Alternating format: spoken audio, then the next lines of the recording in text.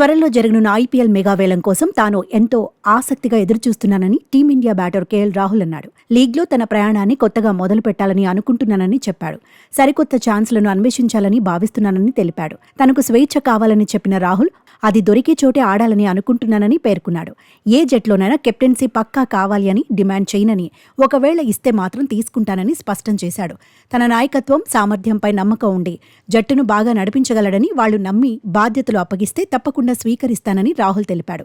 ఐపీఎల్లో Mumbai Indians, Chennai Super Kings, Gujarat Titans జట్లో చాలా ప్రత్యేకమని రాహుల్ అన్నాడు. ఆ 3 జట్ల డ్రెస్సింగ్ రూమ్ చాలా ప్రశాంతంగా, ఆహ్లాదంగా ఉంటుందని తెలిపాడు.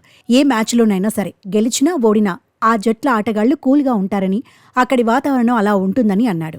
ముంబై టీంను రోహిత్ ఎంతో అద్భుతంగా తయారు చేశాడని ప్రశంసించాడు. అక్కడ ఫెంటాస్టిక్ ఎన్విరాన్మెంట్, కల్చర్ను అతడు క్రియేట్ చేశాడని, 5 కప్పులు రావడానికి పూర్తి క్రెడిట్ హిట్మ్యాన్కే దక్కుతుందని రాహుల్ పేర్కొన్నాడు.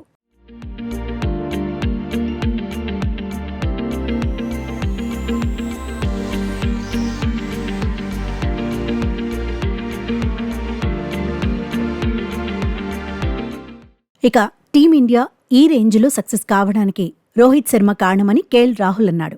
అతడి నుంచి ప్రతి ఒక్కరూ ఇదే ఆశిస్తారని రాహుల్ వివరించాడు. కాగా కెప్టెన్సీ కోసం అడుక్కోనని రాహుల్ చేసిన వ్యాఖ్యలపై సోషల్ మీడియాలో నెటిజన్స్ భిన్నంగా స్పందిస్తున్నారు. బహుశా గత ఫ్రాంచైజీ లక్నోను ఉద్దేశించి అతడు ఈ వ్యాఖ్యలు చేసి ఉంటాడని అంటున్నారు.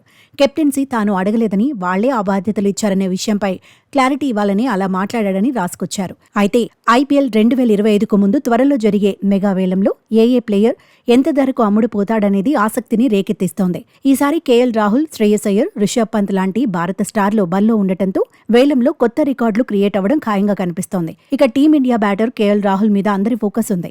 ఇప్పటివరకు లక్నో జట్టుకు కెప్టెన్గా వ్యవహరించిన రాహుల్ ఆ టీంను వీడి వేలం బరిలోకి దిగాడు. ఈ క్రమంలోనే అతడి మీద కోట్ల వర్షం కురవడం ఖాయమని, వేలంలో కనీసం 30 కోట్ల ధర పలికే అవకాశం ఉందని నిపుణులు అంటున్నారు.